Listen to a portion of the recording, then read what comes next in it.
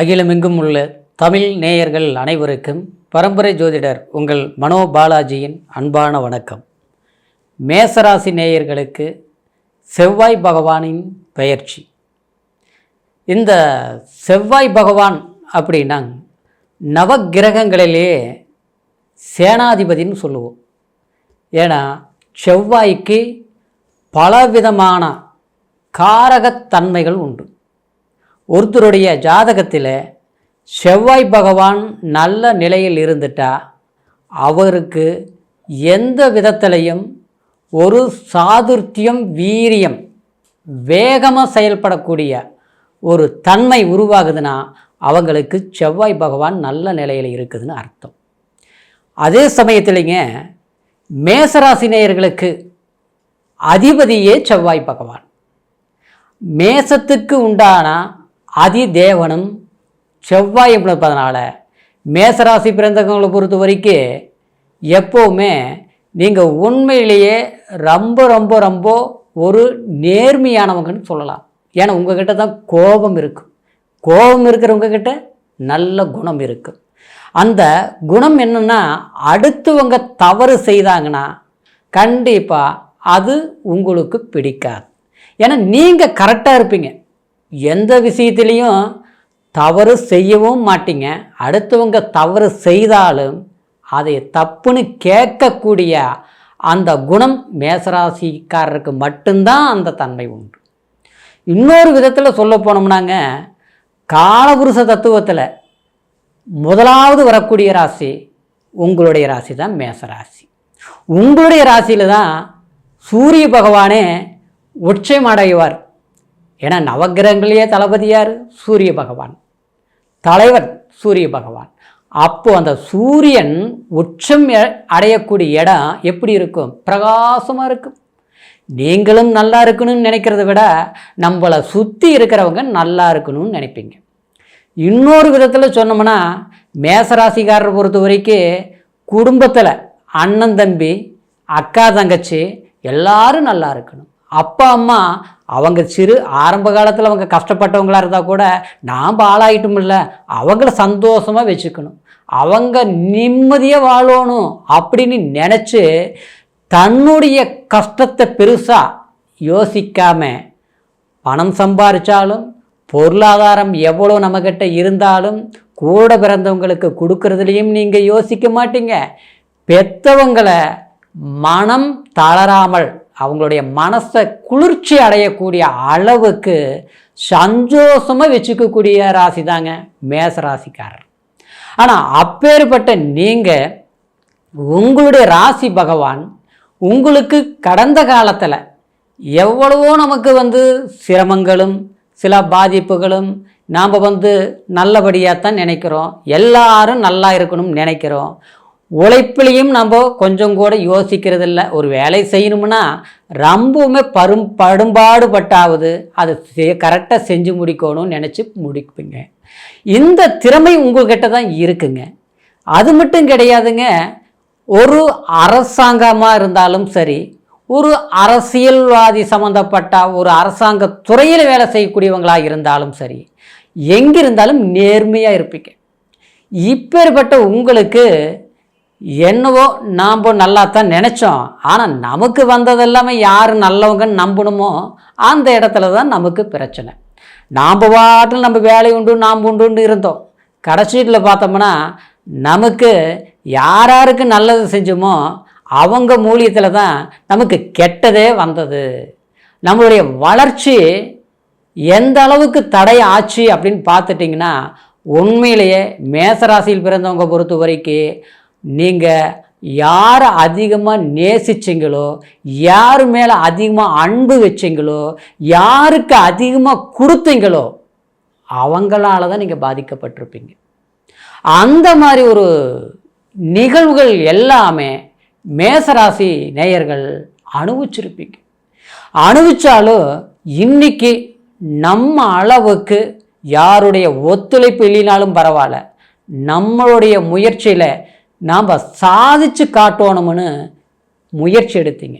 ஆனால் நவகிரகங்களுடைய அமைப்பு என்னவோ உங்களுக்கு ஆரம்ப காலத்தில் பார்த்தோம்னா ராகு பகவான் ஜென்மத்தில் இருந்தது. இப்போதான் உங்களுக்கு விரையாதிபதி ஸ்தானத்தில் இருக்குதுங்க. அதுக்கு முன்னால் ஜென்மத்தில் இருந்தது.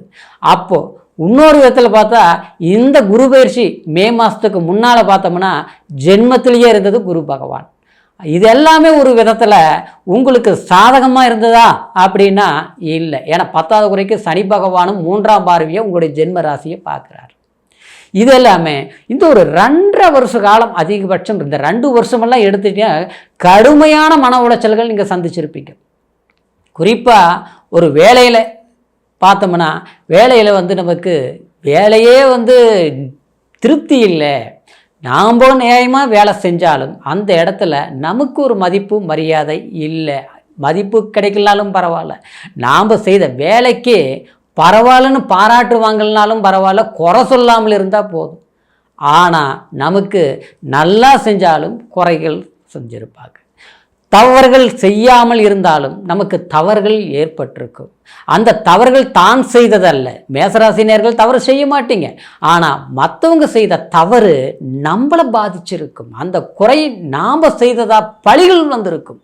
இந்த நிலையில் எல்லாமே எல்லா சிரமங்களும் அனுபவிச்சு நமக்கு அப்போ நல்ல நேரம் வருமா, அடுத்த வாரமாகுமா, அடுத்த மாதத்துலையாவது நல்லபடியாக இருக்குமா அப்படின்னு எதிர்பார்ப்பில் இருக்கக்கூடிய மேசராசி நேயர்களுக்கு கண்டிப்பாக இப்போ வரக்கூடிய அக்டோபர் மாதம் 20ஆம் தேதி உங்களுடைய ராசி பகவானாகிய செவ்வாய் பகவான், இந்த செவ்வாய் பகவானாகப்பட்டது ஜென்மாதிபதி செவ்வாய் 4ஆம் இடத்தில், அதாவது சுகஸ்தானம். 4ஆம் இடம்ங்கிறது என்னங்க? சுகஸ்தானம். அந்த 4ஆம் இடங்கிறது வீடு, வண்டி, வாகனம், மேற்கல்வி. அதாவது இன்றைக்கி உயர் படிப்புகள்லாம் படிக்கிறவனா அந்த 4ஆம் இடம் நல்லா இருக்கணும். அப்போது அந்த 4ஆம் இடம் சுகஸ்தானம்னு சொல்லக்கூடிய தாய்ஸ்தானம் கூட.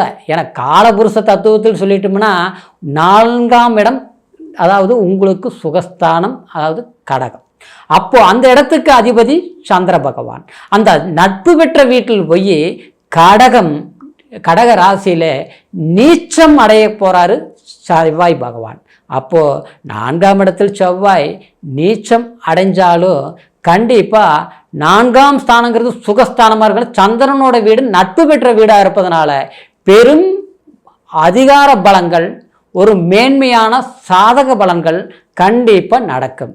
ஏன்னா ஒரு லக்னாதிபதியோ அல்லது ராசியாதிபதியோ கேந்திர ஸ்தானத்தில் பலம் பெறுறது ஒரு விதத்தில் கண்டிப்பாக அது சாதக பலன்தான். அந்த காலகட்டம் வரக்கூடிய உங்களுக்கு ஜனவரி மாதம் 21ஆம் தேதி 2025 ஜனவரி 21ஆம் தேதி வரைக்கும் செவ்வாய் பகவான் சுகஸ்தானத்தில் தான் சஞ்சாரம் பண்ண போகிறார். அப்போது இந்த காலகட்டத்தில் நமக்கு எப்படி இருக்கும்னா, கடந்த காலங்களில் எவ்வளவோ நமக்கு சிரமங்கள் பட்டிருந்தாலும், இழப்புகள், பண விரயங்கள், கடன் சம்பந்தப்பட்ட சில மன பாதிப்புகள் பட்டிருந்தாலும் உங்களுக்கு இந்த காலகட்டத்தில் தடப்பட்ட விஷயங்கள் கண்டிப்பாக செஞ்சு முடிக்கக்கூடிய சில வாய்ப்புகள் ஏற்படும். ஏன்னா 2ஆம் இடத்துல உங்களுக்கு குரு பகவான் இருக்கிறார். சரிங்களா? அதாவது குரு பகவான் 2ஆம் குடும்பஸ்தானத்தில் குரு இருக்கிற போது ஒரு விதத்தில் பலம்தான். இன்னொரு விதத்தில் சொல்லப்போனால் சனி பகவானும் இப்போ வக்ர நிலையில் தான் இருக்கிறாரு. இது லாபஸ்தானத்தில் இருக்கக்கூடிய சனி பகவானும் கண்டிப்பாக உங்களுக்கு சில பணவரவு, தனவரவு, ஏற்கனவே நம்ம பட்ட ஒரு நஷ்டங்கள், கஷ்டங்கள், வேலை இழப்புகளினால் ஏற்பட்ட துன்பங்கள் உங்களுக்கு போகக்கூடிய, அதாவது அதனுடைய கஷ்டங்கள் தீரக்கூடிய ஒரு காலகட்டமாக இந்த செவ்வாய் பகவானுடைய பெயர்ச்சி உங்களுக்கு ஒரு சாதகமான காலகட்டங்களை ஏற்படுத்தும். இருந்தாலும் தாயாருடைய உடல் ஆரோக்கியத்தில் கொஞ்சம் அக்கறை எடுத்துக்கணும். ஏன்னா தாயார் ஸ்தானம் இல்லைங்களா, 4ஆம் இடம் தாயார் சம்மந்தப்பட்டது. தாயார் அதாவது சொத்து, தாயார் உறவு முறையிலையும் கொஞ்சம் பழக்க வழக்க ரீதியிலையும் கொஞ்சம் கவனமாக இருந்துக்கணும்.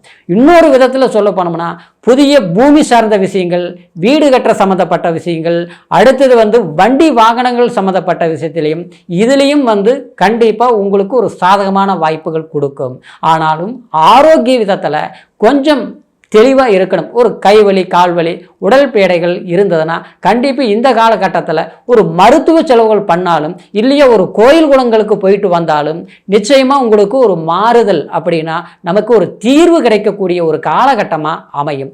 அதே சமயத்தில் 4ஆம் இடத்துல செவ்வாய் பகவானுங்கிறது அதாவது தோஷத்தை கொடுத்தாலும் சந்திரனுடைய வீட்டில் இருப்பதனால கண்டிப்பாக திருமணமாகாதவங்களுக்கு திருமணம் சம்பந்தப்பட்ட விதத்தில் கூட முயற்சிகள் எடுக்கும்போது சாதகமான சில சுகபலன்கள் கண்டிப்பாக ஏற்படுங்க. 2ஆம் இடத்துல குரு பகவான் சஞ்சாரம் செய்யக்கூடிய காலமும் இதே காலமாக இருப்பதனால கண்டிப்பாக குழந்தை பாக்கியம் இல்லாமல் ஆரம்பத்தில் அங்கே போன இங்கே போன எது நடக்கலைன்னு சொல்லக்கூடியவங்களுக்கு கண்டிப்பாக புத்திரபாகிய வளங்களும் கூடி வரக்கூடிய வாய்ப்புகள் ஏற்படும். அப்படின்பதனால இந்த செவ்வாய் பகவானுடைய பெயர்ச்சி மேசராசி நேயர்களுக்கு பொறுத்த வரைக்கும் ஒரு சாதகமான ஒரு காலகட்டமாக நாம் உருவாக்கிட்டோம்னா மேன்மையான அமைப்புகள் கண்டிப்பாக ஏற்படும். இருப்பினும் உங்களுடைய பிறப்பு ஜனன ஜாதகத்தை ஒரு முறை பார்த்துக்குங்க. ஏன்னா இது கோச்சார பலன் அப்படிங்கிறதுனால பிறப்பு ஜனன ஜாதகத்தை ஒரு முறை பார்த்துக்கிட்டு அதில் செவ்வாய் பகவானுடைய பலம் என்ன, இப்போ என்ன தசா புத்தி நடக்குது அப்படிங்கிறது தெரிஞ்சுக்கோங்க.